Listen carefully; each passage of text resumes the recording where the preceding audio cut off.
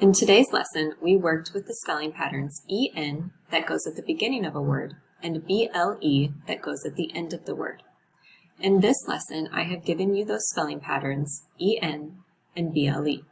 You are going to use these spelling patterns to create real words using the word parts off to the side. Once you've created a real word using these word parts, then you are going to create your own word in the next box. Let's do an example together. I'm going to start with the spelling pattern EN, and I'm going to drag it to joy to create the word enjoy. I'm going to type enjoy in the first box, and I need to come up with my own word that has the spelling pattern EN. I'm going to choose engine. So I'm going to type engine in the next box.